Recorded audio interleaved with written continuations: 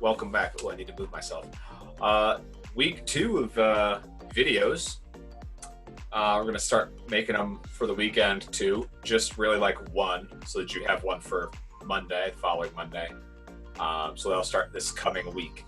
Make sure you're around it. We've got brain fart. Parent-teacher conferences supposedly this week, along with the other thing, the not report card, the wannabe report card, progress report, progress reports this week too. Make sure that you have everything done and turned in. I cannot stress this enough. If you don't want to show up to virtual conferences with me and your other teachers, and your parent be like, "Why this F?" Like, you have the power to fix it. You have access to all your homework all the time, okay? There's no reason why you can't do it other than you being a little lazy and not wanting to do it, which I totally understand. 2020 is taking that kind of energy and making it huge.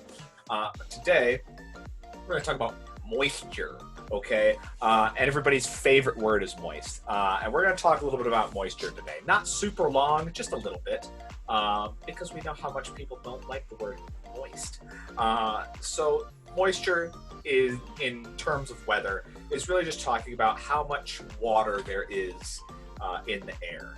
And how much water there is in the air can affect what kind of weather you're going to have.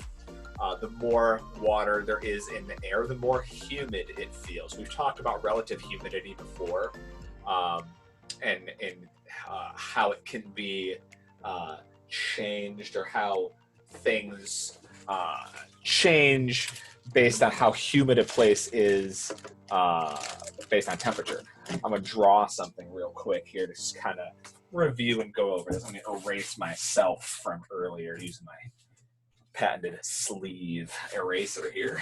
So erase this right quick. And then we're going to draw like a relative humidity example, just because I've gone over it verbally before, but I kind of want to give you, where did my other headphone go? A visual example in case you're still struggling with it. So relative humidity works like this.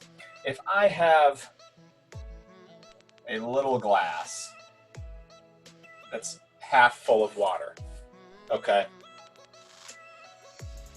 50% full. Oh my God, that's so far away. Okay, 50% full, right? That's still half full, regardless of how big the cup is.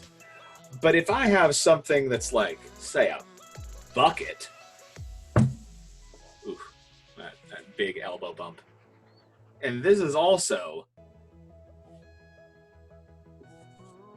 50% full,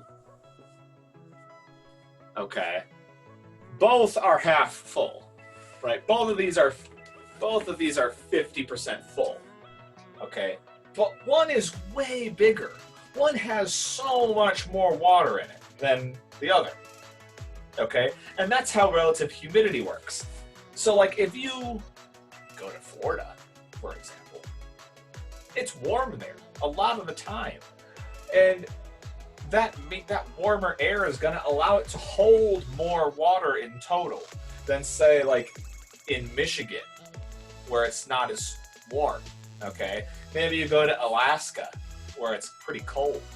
You might have something like this, where since the air is cold and small, it can't hold as much air. Remember earlier when we watched that the barrel crunching video, when you heat up stuff, it wants to move really fast. The molecules want to go all over the place super quick, so there's a lot of empty space inside, okay? Whereas opposed to if it's cold, they don't have the energy to move, so they're going very slow and they're not really moving a whole lot. And so they're all close together and everything, and it's very crowded and it's not very fun. But if you got this whole gigantic empty space because it's hot, you can fit so much more stuff in there. It's free real estate, okay? It's literally free real estate where you can fit all this extra water and moisture inside the air. So the hotter it is, the more stuff it can hold. This baby can hold so much moisture.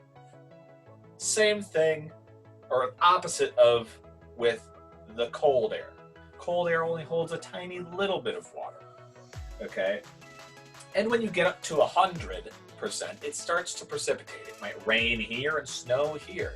So even though these are both 50% full, 50% relative humidity, this one's gonna have it's gonna feel way more humid and sticky outside at this location than at this location.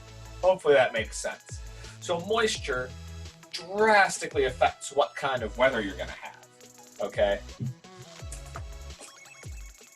So, that being said, places with more moisture get drastically different kinds of weather than places without.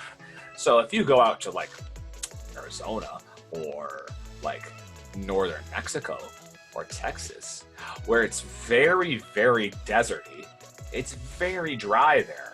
So you get different kinds of weather there than you would say get in Florida, where it's very humid and it's very wet there all the time. It rains a lot in Florida, whereas in Arizona and northern Mexico and Texas, it's very dry there. It does not rain a whole lot. And so it's very, very desert-like. And it can change how the weather works and changes the climate, okay? Yeah, I really think, I think I covered this. I think I nailed it, okay? This is perfect video. This is going to just shoot me out to YouTube fam. So slap like, subscribe if you haven't, and I will see you guys tomorrow.